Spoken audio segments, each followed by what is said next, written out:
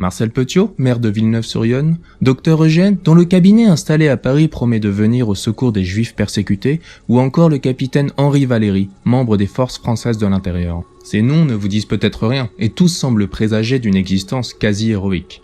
Il ne s'agit pourtant que d'une seule et même personne, dont l'existence va vaciller au rythme des années passées pour progressivement faire ressurgir le monstre qu'il avait en lui. Pour mieux comprendre ce qu'il s'est passé, reprenons l'histoire depuis le début. Marcel Petiot est né à Auxerre en 1897. Il est le fils de Félix Petiot et de Marthe Bourdon qui décédera 12 ans plus tard.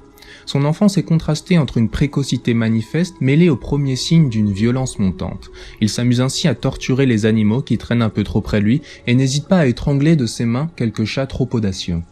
Encore enfant et se délectant de la destruction des boîtes aux lettres de sa ville, il est interné et fait un court séjour à Sainte-Anne où il est déclaré inadapté socialement. La Première Guerre mondiale éclate. Il s'enrôle de lui-même dans l'armée française et on peut imaginer que ça arrangeait bien ses voisins de l'époque qui en avaient marre de retrouver leurs boîtes aux lettres mises à sac.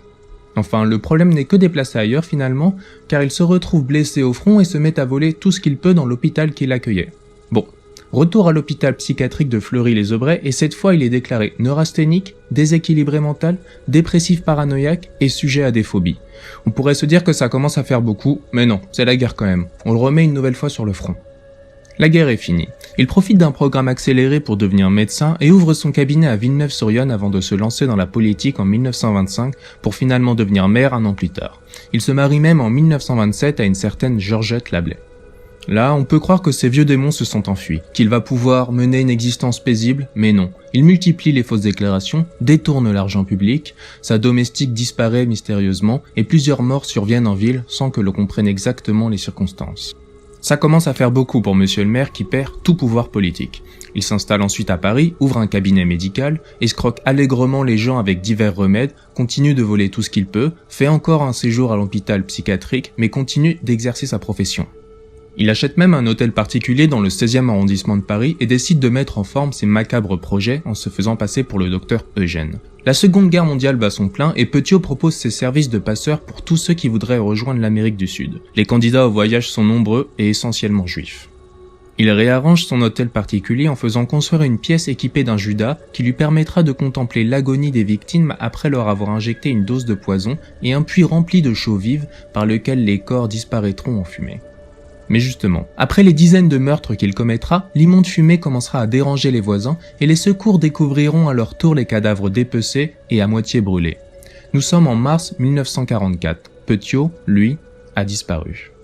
Mais il n'est pas parti bien loin. Sous le pseudonyme de Capitaine Valéry, il s'engagera dans les forces françaises libres, mais n'en fera partie que quelques mois avant d'être arrêté en octobre 1944. Il meurt guillotiné le 25 mai 1946, sans laisser de traces de l'immense trésor qu'il avait extorqué de ses innombrables victimes.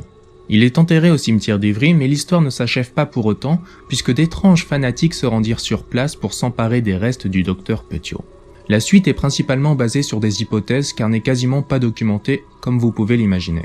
L'idée la plus admise serait que le descendant d'une des victimes de Petiot voulait s'accaparer le corps du docteur pour faire ressurgir son ancêtre du tréfonds des mondes. Ne me demandez pas comment ça marche, je n'en sais pas plus que vous. En tout cas, le tour a pris puisqu'une secte s'est finalement formée autour de l'homme qui, quelques décennies plus tôt, avait commis les plus ignobles des atrocités. J'ai pu retrouver une vidéo d'un petit curieux qui s'était justement mis sur les traces du docteur. Je vous laisse la découvrir, mais franchement, ne comptez pas sur moi pour mettre les pieds là-bas. Voilà, donc là on arrive sur la Seine.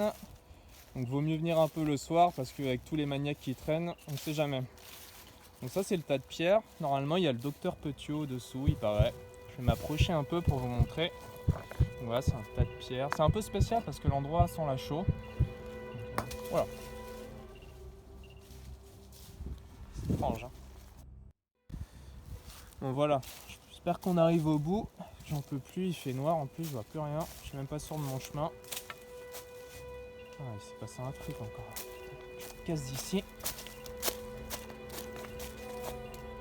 La balançoire qui se balance toute seule, sympa. Bon. Tranche tout ça. Bonjour. Putain. Ah. Bon, là c'est vraiment flippant, donc je me casse. Plutôt flippant. Après, montage ou pas, je vous laisse vous faire votre propre idée. Mais je pense qu'il ne faut pas être très raisonnable pour mettre son nez en pleine forêt à cette heure-là de la nuit. Je reste quand même persuadé que le docteur Petiot n'a pas fini de dévoiler tous ses secrets et on risque d'entendre parler de lui à l'avenir, ne serait-ce que pour mettre la main sur sa supposée immense fortune.